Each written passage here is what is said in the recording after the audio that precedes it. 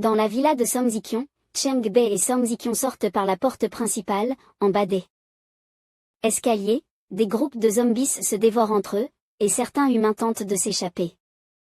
Song Zikyong descend rapidement, sort une pierre de cristal violet de niveau S, cette pierre dégage une lueur violette de pouvoir spirituel. Une alerte système apparaît, analysant cet objet, la pierre de cristal violet de niveau S peut transformer des objets en améthyste ou les utiliser pour attaquer et défendre. De plus, Song Zikyong est équipé d'une arme de cristal cuivre. Un cercle d'analyse de données système apparaît devant elle. L'analyse système indique, plus la force mentale est élevée, plus la puissance est forte. L'arme de cristal cuivre peut modifier son effet en fonction des attributs de la cible, selon les différences de force mentale. L'arme de cristal cuivre apparaît devant Song Zikyong, l'analyse se dirige vers les zombies qui se dirigent vers elle. Un zombie ordinaire, s'il est mordu, sera infecté par le virus zombie, avec un point faible à la tête. Équipé d'un tel outil d'assistance, cela devient très simple. Song Zikyong tranche immédiatement la tête du zombie, celui-ci se sépare en deux. L'entraînement de Chang Bei lui a permis de devenir très professionnel. À ce moment-là, de l'autre côté, plusieurs zombies perdus cherchent l'odeur des humains. Au loin, une silhouette féminine familière se tient sur un immeuble élevé. C'est la femme squelette, elle a une aura très cool. Elle s'accroupit prête à courir, tenant fermement son couteau. Une alerte système apparaît, c'est une assassine de niveau A, son souffle est furtif, difficile à détecter. L'agilité est augmentée, la souplesse dans l'ombre augmente de 30%, la vitesse du premier attaque est augmentée de 100%. La femme squelette utilise l'élan pour sauter, en un instant on ne voit qu'une ombre noire. Elle manie son couteau avec aisance, passant rapidement d'un endroit à un autre, agile et propre. Les zombies s'empilent comme des bottes de foin et tombent comme si on coupait des épis, elle est vraiment une super grande sœur. Soudain, dans le hall de la villa de Song Zikyong, un garde vêtu de noir, portant des lunettes de soleil, porte un homme inconscient, les yeux profondément enfoncés, et crie, il y a des survivants, il est blessé. De l'autre côté, Su Shin utilise ses pouvoirs spirituels avec ses deux mains, elle est en train de soigner les survivants blessés. En voyant quelqu'un arriver, elle dit, injectez-lui le sérum contre le virus zombie. Je vais le traiter immédiatement. Elle a éveillé la capacité de régénération de niveau B, accélérant la guérison des blessures et la récupération de la vitalité, et elle peut l'utiliser activement sur les autres. Le paysage nocturne dehors est devenu beaucoup plus calme, contrairement au bruit de tout à l'heure. Chang Bei entre tranquillement dans la pièce et dit, la situation est plutôt bonne pour l'instant. Luli, entendant cela, se retourne et répond, oui, grâce à vos préparations en avance, nous avons tout sous contrôle, la situation est favorable. En se rendant sur le balcon, en regardant en bas, il y a une grande quantité de main-d'œuvre et de diverses fournitures qui protègent la zone. Luli présente la situation avec précaution, il n'y a pas eu d'incident pour le moment. Chang Bei se sent plus serein, il lève les yeux vers le ciel et dit, d'accord, je laisse ça entre vos mains, j'ai encore des affaires à régler. Luli lui répond joyeusement, d'accord. Sans qu'il s'en rende compte, Chang Bei s'envole comme un vent, sa vitesse est si rapide qu'il ressemble à une colonne de vent montant vers le ciel.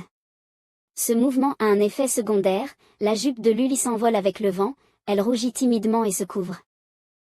Peu de temps après, sur East Mountain Road, Chang Bei court à une vitesse fulgurante, et en un clin d'œil, il disparaît de la vue.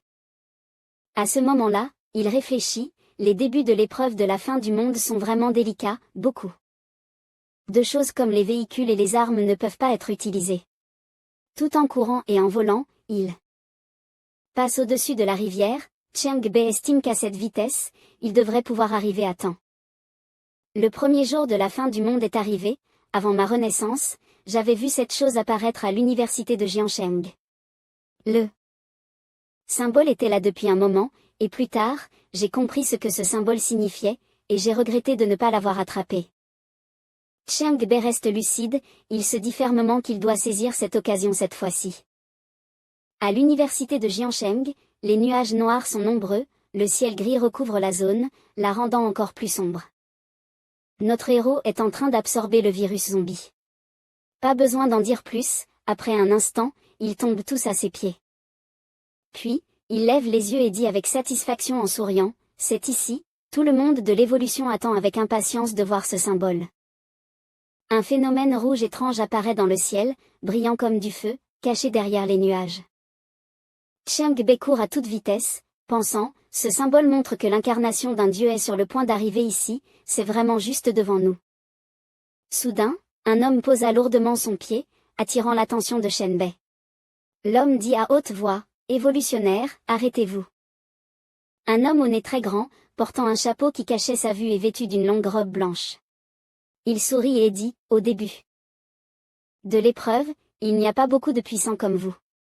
Je suis un commerçant. Êtes-vous intéressé par un échange avec moi ?» Reconnaissant qu'il s'agissait d'une personne hors du commun, Shen Bei tourna immédiatement la tête et dit respectueusement, « C'est un honneur de pouvoir échanger avec quelqu'un comme vous. » L'homme mystérieux écartant les bras répondit, « C'est juste un échange commercial, il n'y a rien d'honorifique. » Shen Bei s'approcha lentement, affichant un sourire éclatant et très amical, exprimant son admiration pour cet homme. « J'ai entendu parler de votre nom divin, et à travers le badge, j'ai étudié vos exploits.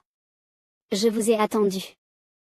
Jour et nuit, pour votre bonté, votre justice, votre générosité, votre richesse et votre pouvoir immense. » Face à l'homme mystérieux qui se disait commerçant, Shen Bei s'inclina profondément en signe de respect. Shen Bei appela clairement son nom avec enthousiasme, « Dieu du commerce, vous êtes Ledo. » Cet homme, qui ressemblait à un commerçant, était le dieu du commerce Ledo. Il semble que Shen Bei devra peut-être changer certaines choses importantes. À l'université de Jiancheng, le paysage était exceptionnellement sombre. Ledo tendit à Shen Bei une carte verte brillante et répondit au compliment de Shen Bei, « C'est trop, trop. Je sens que nous avons une bonne affinité, donc je vous l'offre en cadeau, un présent de bienvenue. » Ledo avait une silhouette lourde, il fit de son mieux pour tendre la carte à Shen Bei pour qu'il puisse la voir clairement, en disant, « Voici la carte de membre en or de notre guilde des gobelins. Vous bénéficierez de réductions lors de l'achat d'objets dans la guilde. » Shen Bei prit la carte, affichant un large sourire, manifestant clairement sa joie et son excitation, car il reconnaissait cet homme. Il pensa, « Je l'ai déjà vu dans ma vie précédente. » Cet homme n'est pas insensible aux compliments, il réagit vite et efficacement. Je la prends et dis, « Merci, vous êtes vraiment aussi miséricordieux que les rumeurs le disent. » Ledo ouvrit les bras, tout sourire, et se lança dans les affaires. « Bon, si vous acceptez de commercer, je vais vous montrer mes produits. » Ensuite, apparurent les détails des deux objets qu'il souhaitait échanger. À droite, il y avait le rouleau du marcheur de foudre, une promotion de classe S pour contrôler la foudre. Cela permet d'entraîner le corps avec la foudre, de manipuler la foudre pour éliminer les ennemis et offre aussi une grande capacité en combat rapproché. Prix d'échange, billet de renforcement S, 500 pièces d'or. À gauche, le toucher de la mort S, une arme exclusive que seuls les experts en armes peuvent utiliser. C'était le fruit du travail commun des gobelins et du dieu du commerce Ledo. Shen Bei était très surpris, écarquilla les yeux et s'exclama, « C'est le rouleau du marcheur de foudre, je l'avais acheté ici dans ma vie précédente. Et tant d'objets précieux. » Il afficha ensuite une expression de regret, l'air un peu triste, et continua, « Désolé, monsieur Ledo, j'aimerais tous les avoir, mais je ne peux pas les acheter maintenant. » En entendant cela, Ledo agita la main et les deux panneaux d'information disparurent immédiatement. Il ne baissait pas facilement les prix ni ne faisait de cadeaux. Ledo dit, « Je sais que l'épreuve vient juste de commencer, que les évolutionnaires n'ont pas beaucoup d'argent, mais mes objets de qualité ne sont pas des déchets. Gagnez de l'argent. Et revenez me voir pour échanger. » Shen Bei resta silencieux, personne ne savait ce qu'il pensait. Alors que Ledo se préparait à partir, Shen Bei l'arrêta et dit, « Monsieur Ledo, bien que je ne puisse pas acheter vos produits de qualité, j'ai entendu dire que les dieux ne peuvent pas participer directement à l'épreuve. » En entendant cela, Ledo le regarda. Intrigué, « Vous devez investir dans les évolutionnaires pour réaliser un profit à partir de l'épreuve. » Puis, Shen Bei ajouta respectueusement, « Votre présence ici doit signifier que vous souhaitez investir, non ? Ledo se tourna avec enthousiasme, son œil gauche brillant, et en entendant parler de profit, il sourit en disant « Ah, gamin, tu n'es pas si simple, tu veux que j'investisse ?» Shenbei saisit l'occasion et mentionna habilement un objet précieux que Ledo détenait. « J'ai entendu dire que vous possédez un objet que les dieux adorent, un objet que aucun évolutionnaire ne peut refuser. Si vous investissez en moi, vous ne le regretterez pas. » Après un certain temps de conversation, Ledo matérialisa une chaise, s'assit et continua de parler avec Shenbei.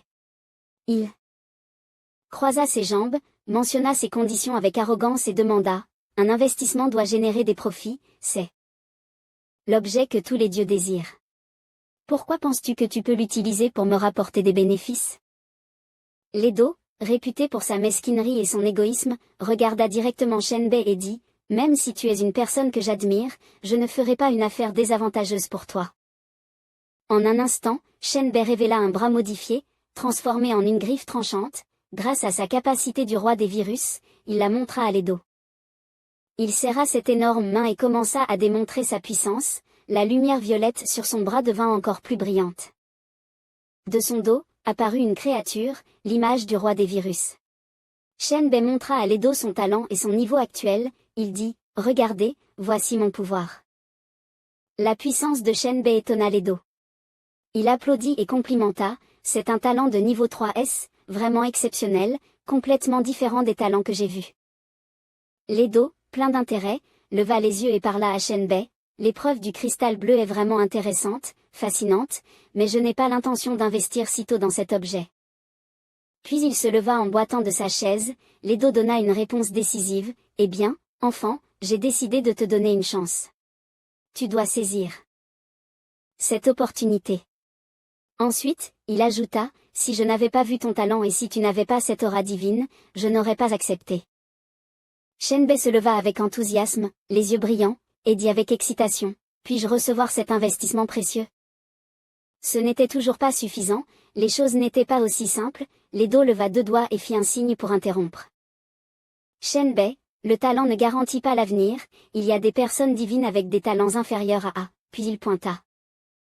Shenbei ajouta, pour recevoir mon plus grand investissement, tu dois prouver ta valeur par ta force et ta croissance. Quelques instants plus tard, un rappel de tâches du système apparut devant lui. Ledo, le gobelin et le dieu du commerce avaient attribué une mission de niveau 3S. Acceptez-vous l'investissement final de cette première ronde? Après avoir regardé l'interface, Shenbei resta figé quelques minutes. Notre protagoniste se calma et répondit, j'accepte. Cela équivalait à une signature de contrat pour Shenbei. Ledo sortit une pièce d'or de sa main et dit à Shenbei, lorsque tu auras terminé la mission, tu pourras utiliser cette pièce d'or pour invoquer mon image. Il fit sauter la pièce, qui vola vers Shenbei, puis ajouta, j'espère que tu ne me feras pas attendre trop longtemps. Attrapant la pièce avec ses doigts, Shenbei demanda immédiatement, Ledo, puis-je voir le trésor tant convoité par les dieux? Ledo, ravi, fit apparaître un livre entouré d'une énergie dorée. Il répondit calmement, bien sûr.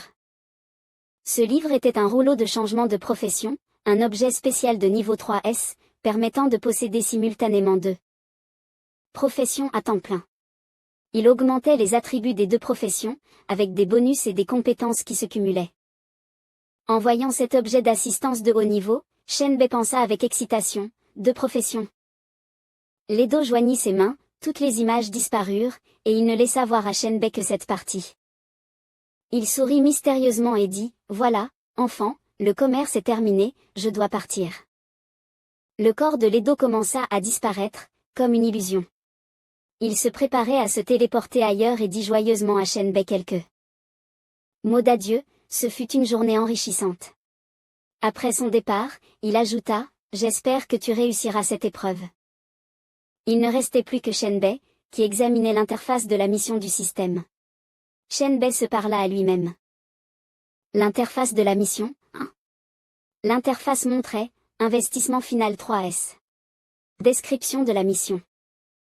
Si vous souhaitez obtenir le meilleur investissement des fées et du dieu du commerce, vous devez montrer des preuves solides, le talent n'est qu'un tremplin, la véritable valeur réside dans vos capacités. À ce moment-là, l'interface de la mission continua d'afficher les objectifs de la mission.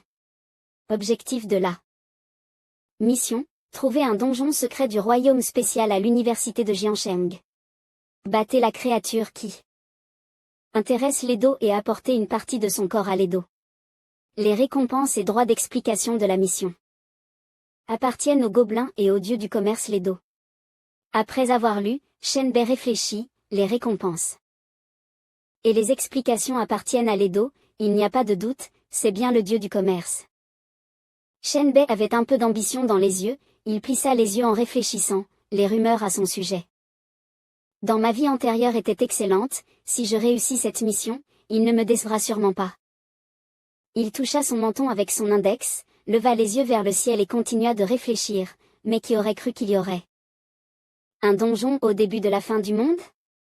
Cela doit être un donjon très bien caché, je n'en ai jamais entendu parler. Shenbei fit un pas déterminé et s'éloigna. Il se demanda intérieurement, par où commencer mes recherches? Dans le bâtiment principal de l'université de Jiancheng, il y avait des piles de bureaux, de chaises, de bibliothèques et d'autres objets, les affaires des étudiants étaient entassées devant la porte, bloquant l'entrée. Il y avait beaucoup de monde ici, et un groupe de personnes était en train d'intimider les autres. Un garçon, le visage tout bleu, avait été battu et jeté dans le groupe des plus faibles. Un grand garçon costaud, utilisant sa position, écrasa un de ses camarades avec son pied et dit froidement, « Maintenant, tout le monde enlève ses vêtements et faites-moi un spectacle qui me satisfait, suppliez de devenir mes esclaves, dépêchez-vous. » Puis il mordit ses dents, excité, dit, « Sinon, vous mourrez. » Il les fixa du regard, avec mépris, « Vous comprenez, vous, les sales singes ?» Un camarade, furieux, répondit bruyamment, « C'est un rêve, sale chien. » Un autre garçon essaya difficilement de se lever, les deux avaient le corps couvert de blessures. Le grand homme attendait cela. Il serra les poings, furieux, fixa son regard sur eux, disant d'une voix électrique. « Si vous voulez mourir, laissez-moi vous satisfaire, ne vous inquiétez pas, je vais vous faire mourir en paix. » Naturellement, la fille vêtue de manière provocante était à son service. Elle saisit l'homme et dit doucement, « Tom, tu vas trop loin. » L'homme la regarda d'un air confus. Il entra en mode colère, balança sa main et donna une gifle à la fille. Elle vola, son visage se tordit sous l'impact, et il cria, « Dégage, salope !» Tout à coup, les tables et chaises bloquées à la porte ont été repoussées par une puissante force extérieure, tout s'est dispersé en éclats et réduit en miettes. La poussière et la fumée envahissent la pièce, déstabilisant tout le monde à l'intérieur. Les victimes sont toutes dans un état pitoyable, les yeux grands ouverts, regardant avec surprise vers l'extérieur. C'est Shenbei, notre héros beau et élégant, qui d'autre cela pourrait-il être? Il pose un pied sur l'armoire à la porte et dit, « Voleurs occidentaux, c'est toi qui as frappé ces étudiants, n'est-ce pas ?» Le grand et costaud ne montre aucune peur, répond fermement, « Oui, et alors? Tu as un problème ?» Shenbei se propulse en avant, sa main se transforme en griffes acérées, il prononce à peine 2 mots. « C'est toi. » Tom se fige instantanément de terreur, tout en bas, ces hommes sont également stupéfaits. Shenbei frappe du haut vers le bas, laissant ses mots glaciales, alors meurt. Tom n'a même pas le temps de réagir, il est tué d'un seul coup et tombe raide au sol, dans une posture lamentable. Un étudiant étranger, voyant la scène, tente d'attaquer Shenbei par derrière, mais comment ces novices pourraient-ils être un match pour notre frère Bei? Swish, le ketchup éclabousse dans les airs. Le ketchup atterrit sur le visage de la complice, qui reste figée sur place, totalement perdue. La main de Shenbei, remplie de virus dangereux, attrape fermement la tête de Tom, le faisant sombrer dans un coma suspendu. Dans les airs. Shenbei demande calmement, « Y a-t-il un étudiant en médecine ici? J'ai besoin d'une aide médicale. » À ce moment-là, dans le gymnase de l'université de Jiancheng, les étudiants vulnérables ont été sauvés par Shenbei. Après sa question, tout le monde commence à se calmer et répond tour à tour, « Ce n'est pas moi, je fais de l'ingénierie. Je fais du vietnamien. » À ce moment-là, quelqu'un pointe du doigt une fille habillée de manière provocante, en disant, « C'est elle, je me souviens qu'elle étudie la médecine. » En voyant la magie brûlante dans la main de Shenbei, la fille tremble immédiatement de peur et supplie, « Ne me tue pas. S'il te plaît, Je n'ai pas frappé.